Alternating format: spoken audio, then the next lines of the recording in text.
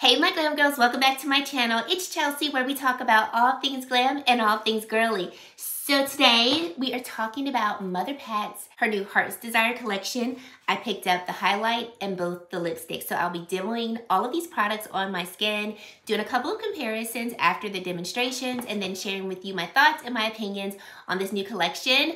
But before we get into that, I just want to say thank you so much for spending some time with me today. I truly do appreciate it. If you are new, I would love for you to click that subscribe button and join the Glam Girl Squad because we love to have you. And if you are a returning subscriber, thank you so much for deciding to come back and support my channel. Every like, every comment, shopping through my links, just watching my video and being a part of the Glam Girl Squad means so much to me, and I do not take any of you guys for granted. I'm just so happy that you're here with me on this journey. So let's get right into this video. Okay, so I started off with wanting to get only the lipsticks because I saw the embossing and I said, now that is something I need in my life. And then Pat McGrath broke the beauty community internet. She probably just broke the regular internet with that Mason Margiela. I think I said that correctly. Maybe if I didn't, it's okay. But with that iconic porcelain doll skin look that she created for those models for that fashion show, Paris Fashion Week, Spring 2024, will go down in history as one of the best the runway has ever seen, okay? Going and eyeing over the porcelain skin, like, oh my gosh, how did she come up with this? She kept showing this highlighter in action. And by the third video that I saw, this was added to cart and purchased. Okay, so this is limited edition. This is the Skin Fetish Sublime Skin Highlighter. It does retail for $62. And in terms of shade, this is the Nude Opal shade. This is going to have an undertone of coral champagne with an iridescent pearl. First of all, the embossing is so pretty. And we have seen this embossing before. Sort of. I'll show you another highlighter that I have that looks very similar to this, but it's not identical to it, at least from what I have. This highlighter is said to be lightweight. It provides an opalescent sheen. It's going to be multi-dimensional and buildable. Pat says, bathe in the luminosity of my newest shade, Nude Opal, as each stroke gracefully, here out the mouth, sculpts, highlights, and illuminates your features with an ethereal glow. Allow it to enchant your favorite highlight points, from the cheekbones, regal arcs, to the cupid's bow. Each application is a caress of multi-dimensional pearls, casting a soft celestial scene. That's exactly what I got from just watching it, and that's why I added it to cart. Okay, this shade looks really, really pretty against the skin. I am wearing it. You see the demonstration. Do we see the glow that we have illuminating here? I put it all over my face. I could not stop applying it once I started applying it. One of the things that I love about the embossing that she has here, no matter how many times you stick your brush in here, it's gonna take a really long time to really wear away the embossing, which I'm really happy about because that means I get to look at it for a lot longer versus, like, you know, sometimes you have the embossing like as the first layer of the product, and then as soon as you dip your brush in it, it's gone.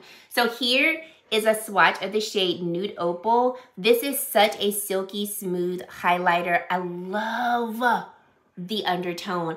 I am always here for a champagne kind of rosy type of highlight. I'm just gonna add a couple more layers just so we can get more of a better swatch, but it looks stunning. I also, based on the models that I saw her use it on, it looks like this highlighter is going to work for a plethora of complexions. She had this one model that had a really beautiful, deep, rich complexion. They were able to wear it. She had it on complexions that were around mine, lighter, even more so onto the fairer side of complexions. So I love that this highlighter looks like it really can work for multiple complexions. And I really just like the way that light bounces off of it. Like, my cheeks look like I've got a sheen to them, but it also just, especially looking at my cheeks from afar, it just looks like I have been drinking water. I just left the spa and had the best facial. Like, it doesn't look like necessarily highlighter on. And I actually had on highlighter when I first applied this, but all I see is this Nude Opal on my cheek. As with any highlighter, I'll come in close. Highlighters are going to accentuate texture, so the texture that you do see on my cheeks, you will still see it, but it looks really smooth on the skin. And as you can see, your girl's skin is struggling, okay? Mother Nature is calling and the skin is answering. But I feel like it still looks stunning on the skin. So happy I picked this one up. Okay, let's do the lipsticks and then I'll go into swatches because I don't want to hold y'all up if you're just really here for the new products. Okay, then we go on to the MatteTrance lipstick. She came out with 2 new shades. We have the shade Honey Haze, which is going to be described as a peach beige nude matte. And they do retail for $39 each.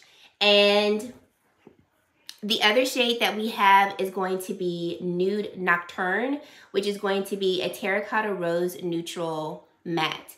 So like I said, I immediately wanted to pick up these lipsticks and they were the first thing I purchased because of the embossing on the lipstick. Plus I knew that I liked Pat McGrath's MatteTrance formula, and I know that she had been working on reformulating them because her MatteTrance formula, I do own some of them that I purchased back in like 2020. Very, very dry formula. And I worked with it because I would prefer a matte formula over a satin formula because they're going to last longer on the skin, or on the lips, I should say. But hers were very dry. So this is going to be a creamy matte texture, 1 swipe coverage, ultra vivid color, oil infused powder, weightless. It has a cushiony feel on the lips, and it's going to be flexible and adherent to the lips. So Pat says this groundbreaking formulation delivers the ultimate matte finish with major hydration and achieves the perfect balance between lasting wear and comfort that fans crave. I'm going to say that this is definitely a much more comfortable matte than the mattes that I have owned previously from Pat McGrath. As you probably saw in the demonstration, your girl's lips are dry, like they're so crusty dry. Especially when I put on Honey Haze, I was like, oh my gosh, I hope people don't come for me and my crusty lips. But I didn't want to put on a lip gloss or like a lip balm because I didn't want to skew the formulation. I wanted you to see what the formulation looked like if you just threw it on your lips like I did. However, I felt like once I like blended it in with my lips, the crepiness of my lips wasn't as apparent. Like even looking at my lips now, I feel like they look really smooth. I'll come in close. Like you don't see as much of the crustiness that my lips had when I first applied them. And I really enjoy this formulation. It does not feel like I'm wearing lipstick at all. Like I could easily forget that I have on lip products. And I really enjoy this reformulation that she did with her MatteTrance lipsticks. I'll show you swatches of both. So here is Honey Haze. I really enjoy this color. This is definitely not a color that I would wear by itself. I would need a lip liner because it was like, it kind of washed me out, but I enjoy the tone of it. Like this is definitely something that if I threw on with a brown lip liner, even like a deeper, peachier, rosier tone lip liner, it would be beautiful against my complexion. So still happy I picked it up.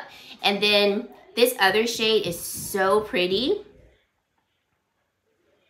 So this shade is called Nude Nocturne, and I really enjoy it. Now this I could and most definitely would wear it by itself, but I paired both of them together. So I have all over my lips Nude Nocturne, and then I put Honey Haze in the middle. I really like this combination. It's really pretty. I like the dimension of it. This is definitely like an everyday lip for me. It's not going to be too heavy or like too deep for daytime wear, but it also would be very suitable in the evening. In terms of the MatteTrance lipsticks that I own, none of them are shades that even come close to the new shades that she has. So like just to quickly show you, I have this shade called Dream Lover, which I'll swatch next to, what's that lighter shade? Honey Haze. I'll swatch this next to Honey Haze. So this is Dream Lover, and then this is Honey Haze. So you can see that there is a difference between the two. And this is a MatteTrance formula. The other one that I have is Guinevere. It's like a burgundy red. Not even gonna swatch it, it's no point. Then we have Elson 2, which is like an orangey red color. And then Forbidden Love, which is more like a blue red. I love reds, what can I say? The only shade that I have that even might be remotely close to Honey Haze from Pat McGrath is gonna be La Beija. This is the old MatteTrance formula. Oh my God. La Beija is still my favorite. It's not sold anymore. She discontinued that line. But I'll swatch it just in case you have it. So here's La Beija. This is in the MatteTrance, which is like her satin formula.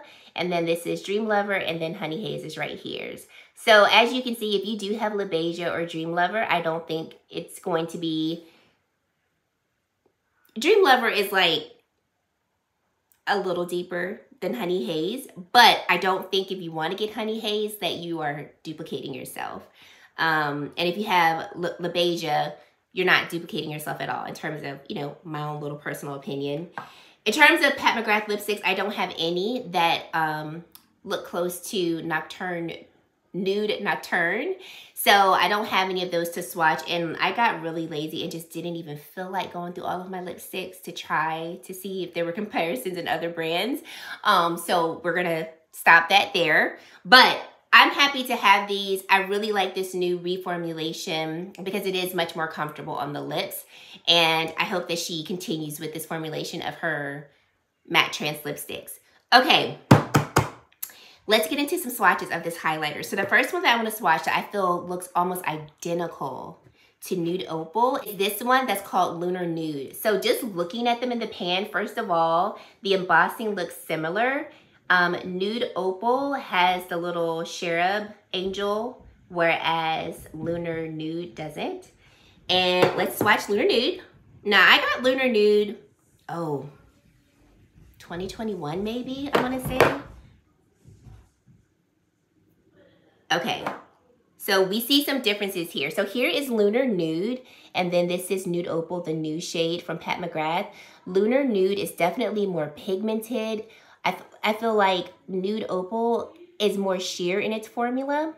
The tones though, I mean, I'm gonna blend out Lunar Nude so we can try to get similar application of it. So I sheared out Lunar Nude, and you can still see that it is a little bit more pigmented than Nude Opal, but they are similar in shades. Like Lunar Nude, I would say has more pink to it versus Nude Opal has more champagne to it. So there is a difference for sure. But I think honestly, if I just sweeped one on, like one on each cheek, and I did a lighter application of Lunar Nude, which is this one, I don't know if you would see a difference too much. Maybe, maybe not. But if you have Lunar Nude and you were like, I think like they're similar, they are similar. I will agree with that. They are definitely similar. So you may not feel the need to get it, but I can definitely see a difference in the pinkiness of each. And then also, like I said, Nude Opal is just more, it's more sheer, more ethereal, like she described it. Okay, the next one that I think looks quite similar is going to be Pat McGrath's highlighter in Golden Nectar. Now this one is about to fall out the pan, so I want to be very careful with it because I don't want it to fall out, but I'll do a swatch of it so you can see. Now the formulation of these are different. This is going to be her Divine Glow highlighter. So the formula is going to be much more smooth, not as like metallic-y as Nude Opal. So here is Golden Nectar. So you can see that the formulation is definitely more smooth than Nude Opal. And when I say more smooth, this is not rough at all. It's very smooth, but you can see a difference in the formulations between the two. You don't get as much multi-dimensional of a look of this formula compared to the Nude Opal formula. It's really pretty though, and in terms of tone, I think the tone is similar in terms of like, I do see like a correlation between both of them being a champagne-based highlighter. But I would say that Golden Nectar does have more of a golden undertone, whereas Nude Opal, we see more of that, like, what was it, peachy pearly, more of that coral, yeah, more of like that peachy pink champagne undertone. Then I have a couple of Chanel highlighters that I wanted to swatch. Oh, one more thing. If you have the Bridgerton highlighter, I just noticed this. The embossing is the same between the Bridgerton highlighter and then the new Nude Opal, but the shade obviously is different. And I'm not gonna swatch the shade because I mean, you can look at the two and tell like they're two completely different tones, but I just saw like the embossing is the same, so I wanted to point that out. Okay, 2 Chanel highlighters, both of them have been discontinued. However, if you have them, this might help you make a decision. This is called the Chanel Perle de Lumiere. So it's this one. I'm like swatching it, but I haven't showed it to you. So this is the Chanel highlighter that I'm referencing. Make sure you see it. So this highlighter is definitely more golden compared to Nude Opal.